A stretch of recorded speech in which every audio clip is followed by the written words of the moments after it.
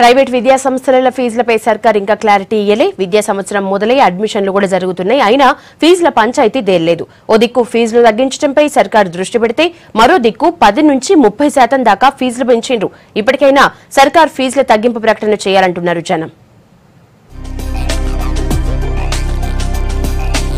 రాష్ట్రంలో ఓ దిక్కు విద్యా సంవత్సరం మొదలై సర్కార్ బడుల్లో అడ్మిషన్లు పూర్తవుతున్నా ప్రైవేట్ బడుల్లో మాత్రం ఇంకా ఫీజులు ఎంతుండాలన్న దానిపై క్లారిటీ ఇవ్వలే సర్కార్. పోయిన నెలలో ఫీజుల నియంత్రణ కమిటీ వేసింది సర్కార్. ఈ కమిటీకి చైర్మన్ గా ఓయూ మాజీ VC Tirumalarao, director of school education నుంచి ఐఏఎస్ అధికారి కిషన్, విద్యార్థుల తల్లిదండ్రులు, ప్రైవేట్ స్కూల్ యాజమాన్యాలతో ఫీజులపై సర్కార్ చర్చించింది. అయితే ఫీజెంత తీసుకోవాలన్న దానిపై స్పష్టతనియ్యలే.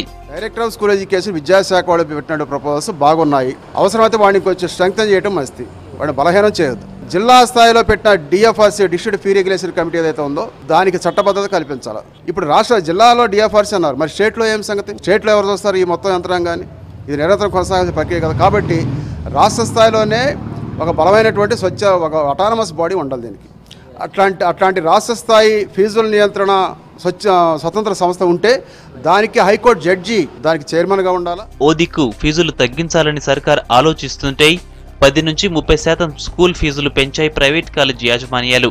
ఇప్పటికే కొన్ని స్కూల్స్ కాలేజీల్లో ఫీజులు కూడా వసూలు చేసినాయి. ప్రభుత్వం జియోను అమెండ్మెంట్ చేయాలని చూస్తుంది. ఇక్కడ 2 రకాల చర్చలు పెట్టారు. ఇక్కడ 2 రకాల డ్రాఫ్ట్లు ఇచ్చారు మాకు. ఒకటి జియోఎంఎస్ నెంబర్ 1 అమెండ్మెంట్ ఒకటి, ప్లస్ ఫీ రెగ్యులేషన్ ఒకటి.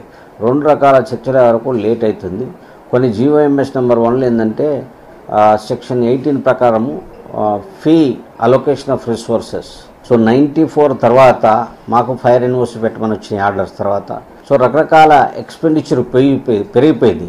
ఈ ఎక్స్పెండిచర్ కూడా ప్రొవిజనల్ పెట్టాలని చెప్పేసి మేము డిమాండ్ చేయడం జరిగింది. దానికి తల్లిదండ్రులు కూడా యాక్సెప్ట్ చేశారు. సుప్రీంకోర్టు మాత్రం ఫీజులపై జీవో 91ని ఉపసంహరించుకోవచ్చని చెప్పినా అది మాత్రం గాడిలో పడేటట్లు కనిపించలేదని ఆందోళన చేస్తున్నారు జనాలు.